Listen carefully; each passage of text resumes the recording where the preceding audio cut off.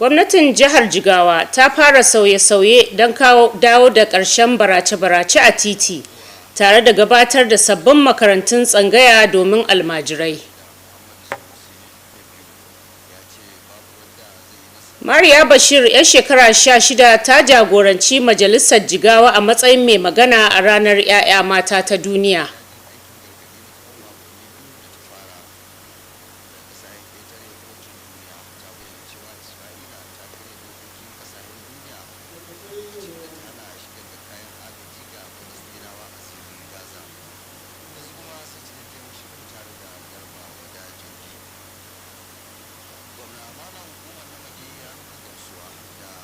Sannan mutane 400 na jam'iyyun adawa sun koma APC yayin da kungiyar tallafa dan modi ta sami babban nasara a Dutse. Assalamu alaikum, barkanmu da sake saduwa a wannan shiri namu na kumbal labarai. Kuna iya kallon Nta Dutse a shafukanmu na sada zumunta Facebook da Instagram. Sannan kar ku manta ku yi rajista a shafinmu na YouTube Nta Dutse domin kallon sabbin rahotanni da rahotanni na musamman. Sunana Kamila Muhammad Lawal, ga ci gaban labaran. Gwamnatin jihar Jigawa ta ɗauki babban mataki don kawo ƙarshen al'adar almajiranci da barace-barace a kan titi. Gwamnatin jihar ta fara aiwatar da sauye-sauye masu zurfi da nufin samar da mafita da ta dindindin da ɗorewa ga tsarin ilimin almajirai. Muhammad Musa Askira ya ba da rahoton cewa akwai sabbin tsare-tsare da gwamnatin ta tanada domin makarantun tsangaya. Ga rahoton. A matsayin wani bangare na kokarin da ake yi na hada yaran almajirai cikin tsarin ilimin boko, gwamnatin jihar Jigawa ta fara ginawa da kuma fara gudanar da makarantu na tsangaya na zamani a fadin jihar. Wasu daga cikin waɗannan makarantu sun kammala ginuwa kuma an riga an fara karɓar ɗalibai don koyar da su sabon tsarin.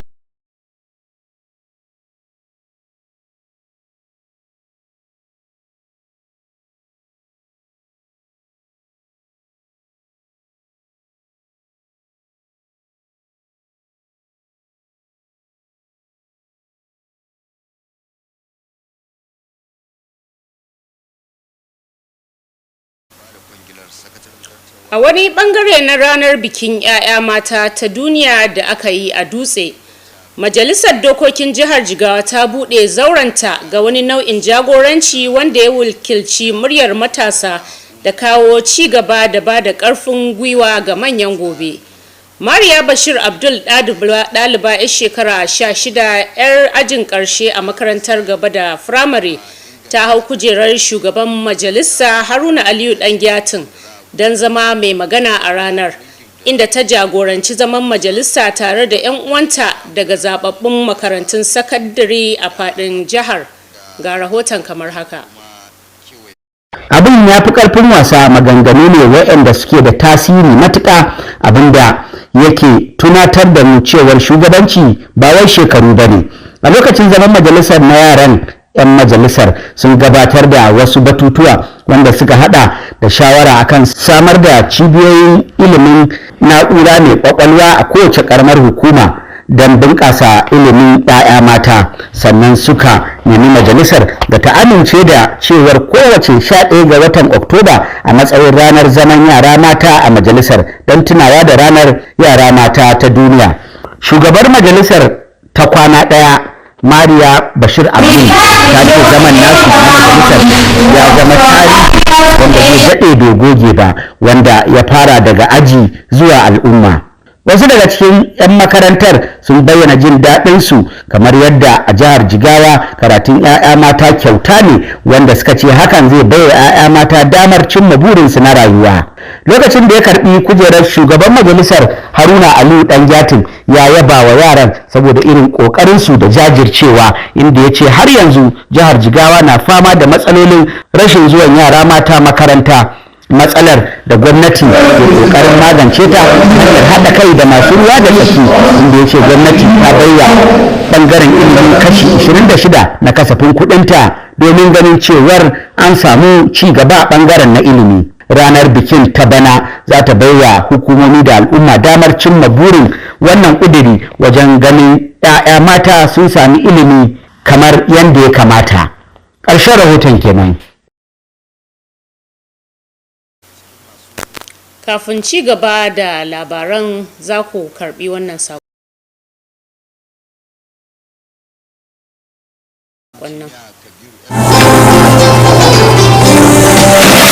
When it's bright and early, get your breakfast right. You need all the nutrients that will hold you tight. Stay in power, you find it all in peak. Every move you make steps you all the way. And the beat goes on. Tashi da himma duk safiya a yi karin kumallo da big breakfast don more rayuwar yau da kullum. Reach for your peak.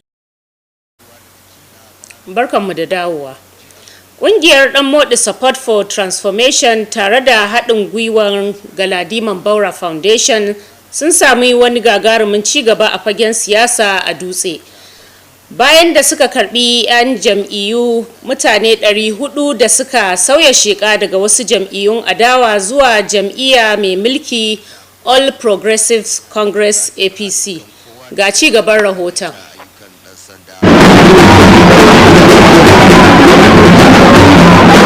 A wani mataki na nuna goyon baya da sabunta kudirin siyasa, mutane sama da 400 mazauna garu a karamar hukumar Dutse sun sauya sheka daga jam'iyyun adawa zuwa jam'iyya mai mulki All Progressives Congress APC.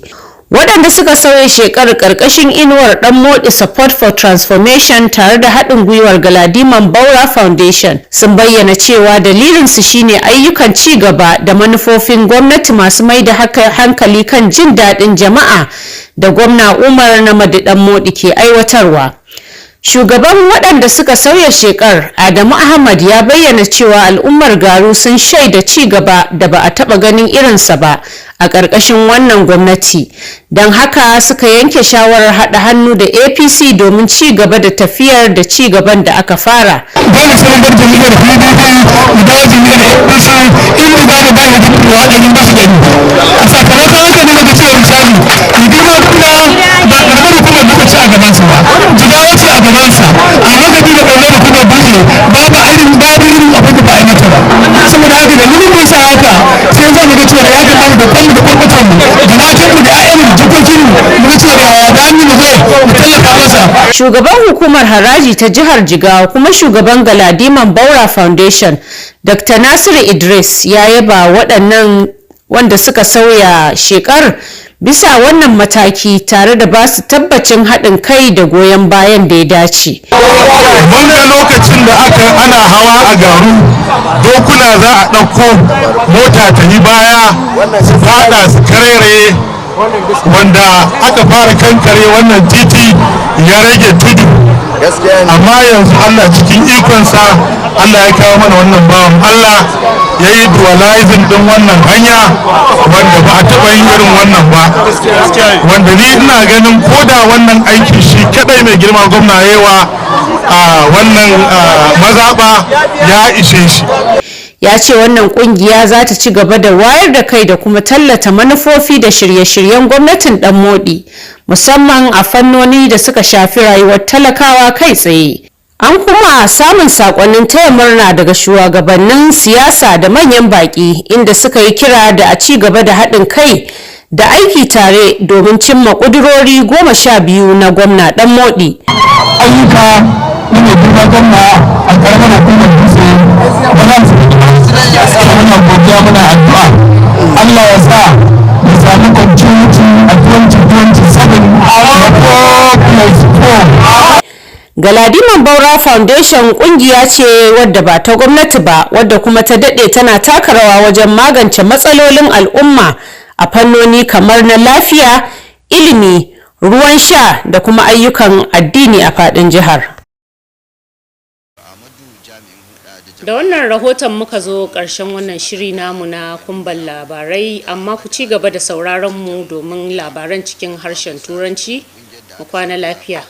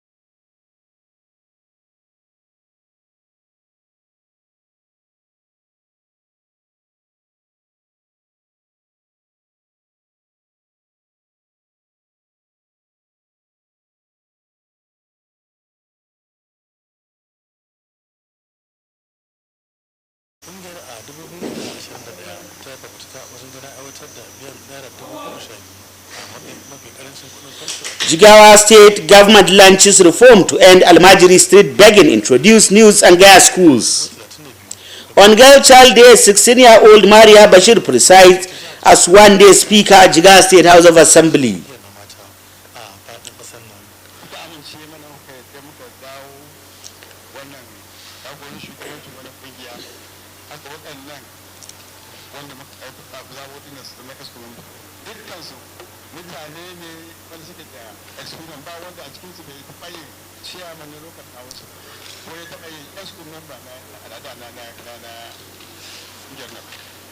And 400 opposition members defect to APC as Damwodi support movement records major gain in Dutse.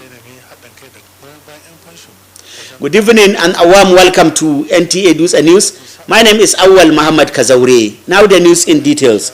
You can watch Nta Dutse News live on Facebook and Instagram. And don't forget to subscribe to Nta Dutse on YouTube for the latest updates and exclusive stories. Now the news. Jigawa State, a major step has been taken towards ending the age-long Almajiri street begging phenomenon.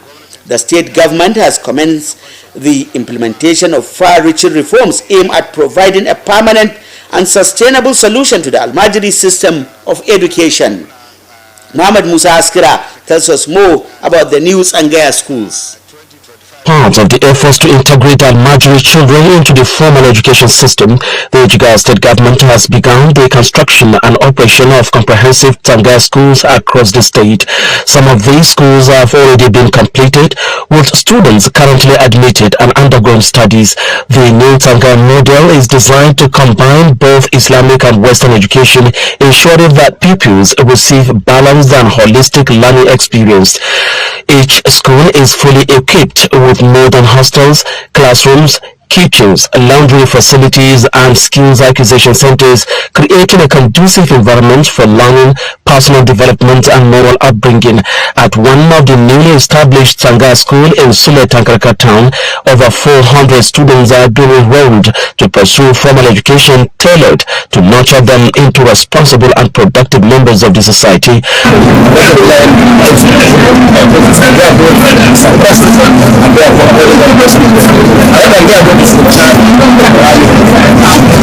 Already we have enrolled about 500 students now, and we did that through the Almajiri prison system that we established in Jigawa State, and this school comprises of at least 5 local government areas. The Jigawa Model Tanga School Initiative is a deliberate and forward-looking approach aimed at addressing the challenge of out-of-school children and eradicating Almajiri street begging in a sustainable manner. With this bold initiative, Jigawa State is setting a model for other states in the Federation, reaffirming its commitments to education, social reform, and youth empowerment. From Dutse, Muhammad Musa Askira, Nta News. In an inspiring celebration of the International Day of the Girl Child, the Jigawa State House of Assembly opened its chambers to a new kind of leadership, one that spoke with the voice of youth and the confidence of tomorrow. 16 years old Maria Bashir Abdul, an SS3 student, stepped into the shoes of Speaker Haruna Aliyu Dangatin to become the one-day speaker, presiding over a symbolic plenary session alongside her peers from selected secondary schools across the state. The report. It was more than just a role play. It was a statement, a moment that reminded everyone that leadership and vision know no age or gender. During the session, the young legislators made a number of forward-looking proposals. Among them was the call for the establishment of ICT centers in every local government area to enhance computer literacy and promote technology innovation among girls. They also urged the Assembly to institutionalize an annual Girl Child Plenary every October 11th to sustain the advocacy for girls' empowerment. Presiding over the session, the one-day speaker Maria Bashir Abdul said their participation represents a future being rewritten, one that begins in classrooms and extends to communities across Jigawa State. We start with girls in every corner of the world, from Africa to Asia, from the villages to the cities. We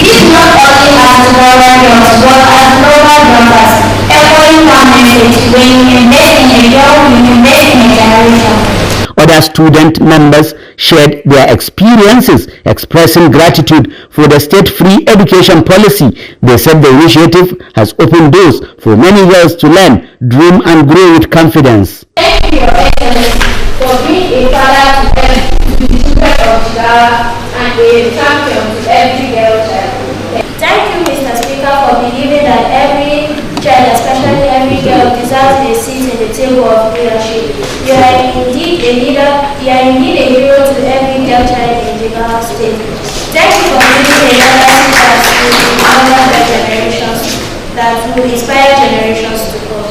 When he reclaimed his seat, the Speaker of the Jigawa State House of Assembly, Haruna Ali Danjatin, commended the girls for their passion and insight. He noted that the state still faces challenges with out-of-school children, a problem Governor Umar Namadi's administration is addressing through partnerships with key stakeholders. He reaffirmed the 8th Assembly's commitment to education, highlighting the allocation of over 26% of 2020